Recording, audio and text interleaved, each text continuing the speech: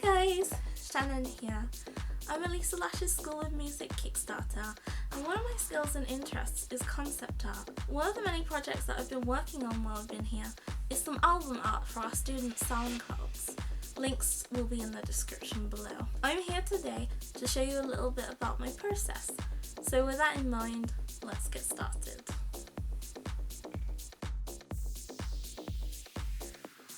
Before we get started, to make sure we're not shooting in the dark, it's important to have some kind of idea what you want to draw.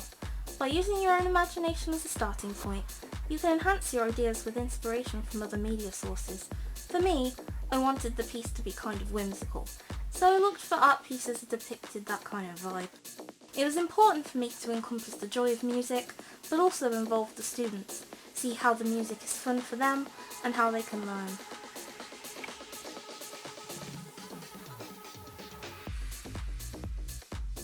No artist starts the project knowing exactly what the end result would be. The most important part of this stage is working on the composition of your piece. It may seem obvious, but that essentially just means, does it look good? The two most basic tools any artist, photographer or videographer will always have at the back of their mind: the rule of thirds and the golden ratio, also known as the Fibonacci spiral. The golden ratio, aka the divine proportion, is a mathematical equation devised by the Italian mathematician Leonardo, better known as Fibonacci in the 1200s. Nowadays it goes hand in hand with art. It shows that certain patterns, such as spirals and circles, from the helix in a seashell to the curve of a hill, or the patterns of flowers in a meadow, all appear uniformly in nature. There's a certain curve that leads and pleases the human eye and is seen as beautiful. The rule of thirds is a certain ratio that helps this. Rather than having the main piece be central, it's best to have the main subject be placed a third of the way left or right of the image, usually leaving some free room to keep the eyes from getting tired. You may not have noticed this, but in any video you watch, this will usually be the case. Now that you know, try and spot it. This can be formatted for any size canvas and still work just as well. For our album art, we'll be using a square. At this stage, messiness is no problem. It's all about making sure the shapes and curves all look good. You'll be seeing me do this a lot throughout the video.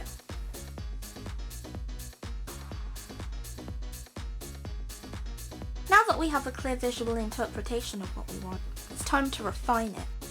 Make it clean and add additional details that weren't too important before. At this point, it's still perfectly fine to change things as I go along if I notice an issue. Even if something catches my eye past this point, it can be painted over when we reach the rendering stage. Notice that I draw the lines darker, sharper, and with more intent. At this point I'm thinking less about the composition and more about making the line visually appealing. It should be able to hold on its own, even without the colour elements.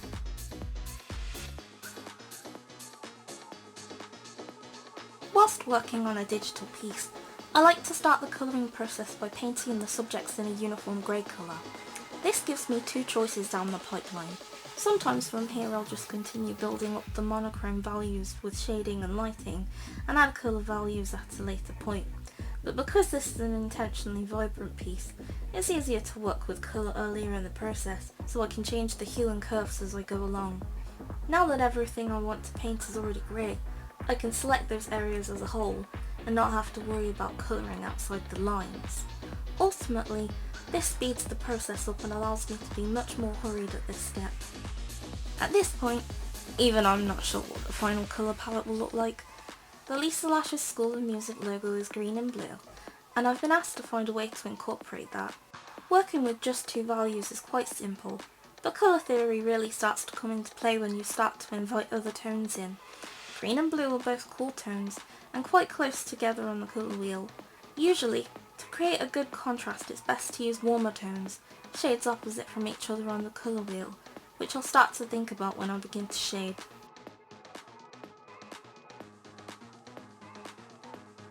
Shading is pretty self-explanatory.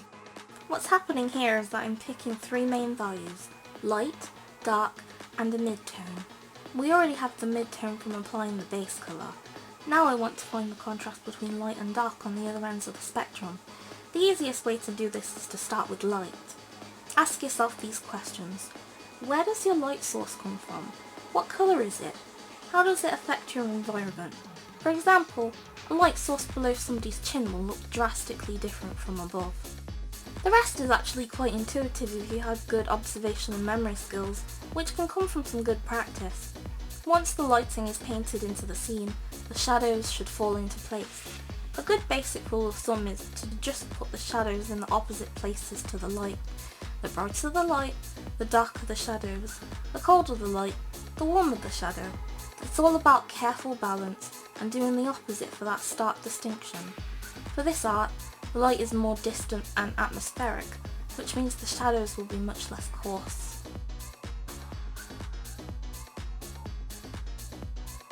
By now, all the groundwork has been laid out, and a good portion of my next move is just to crank the layers up and blend the colours I already have so that everything is a little bit more seamless. The line no longer matters from this stage on, and in fact, I no longer want it to be visible in the image. If there's something I'm dissatisfied with, I can just paint it over it and recreate the appearance.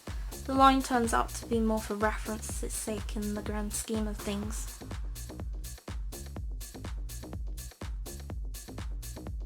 As I mentioned earlier, a lot of the colour correction actually happens mid-process, but now that I'm around 95% happy with the art, it's time to make those final subtle decisions on where to go with my palette.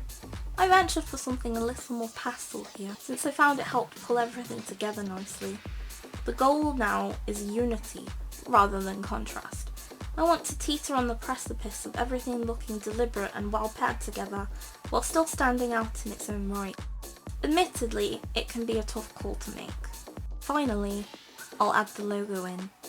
Once I'm happy with the design, and the client is happy with the design, I'll make any ultimate tweaks that need to be made at this stage, and then we're complete. Here's the final image.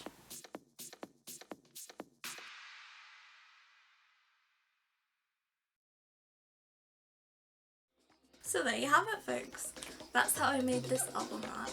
If you enjoyed the video, give us a like. If you want to see more from us in the future, please subscribe. Students' links will be in the description below, and thank you for watching. We will see you in the next video.